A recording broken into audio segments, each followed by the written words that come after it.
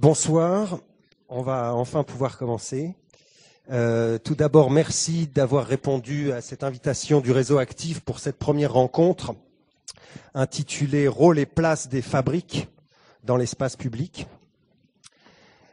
Je vais commencer déjà par me présenter. Je suis Régis Ebet, je co-dirige le lieu dans lequel nous sommes et je co-préside le réseau Actif. Peut-être pour commencer déjà dire quelques mots du contexte de cette rencontre, qui est en fait une première d'une série de plusieurs rencontres. Il y a un peu plus d'un an maintenant, au moment des élections régionales, l'actuelle majorité du Conseil régional d'Île-de-France a inscrit dans son programme de mandature la perspective d'une aide aux fabriques, dites de culture. C'est d'abord une initiative que le réseau Actif a immédiatement saluée. Et très rapidement, le réseau a fait part de son désir d'être associé à la réflexion et à l'élaboration du projet d'aide aux fabriques.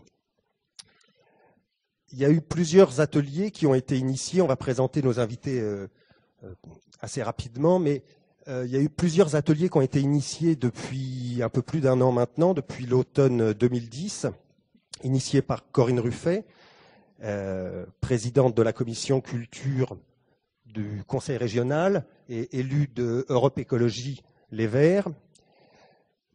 Plusieurs ateliers de réflexion pour commencer à esquisser quelques pistes sur ce que pouvait être une politique publique en direction des fabriques. Le réseau Actif, parallèlement à ces ateliers, a élaboré une contribution d'une 40aine de pages, qui est d'ailleurs disponible, et certainement certains d'entre vous s'en sont emparés, une contribution donc d'une 40aine de pages intitulée « Réflexions et propositions pour une politique publique en direction des fabriques ». Cette contribution, qui n'est pas encore dans une version finalisée, se veut une contribution au débat et elle a déjà tourné depuis un peu plus d'un mois maintenant. Et petit à petit, elle s'amende d'autres propositions, elle s'enrichit d'un certain nombre de remarques et de retours qui nous sont faits. Le débat de ce soir a pour but de vous présenter, en tous les cas en partie, cette contribution et son contenu, et de mettre un certain nombre de questions en discussion publique, parce qu'il nous semble que c'est important de ne pas se retrouver à travailler sur ces questions-là de façon confidentielle, mais qu'il puisse y avoir une réflexion qui associe les publics et, je dirais, l'ensemble des acteurs qui se sentent concernés par ces problématiques.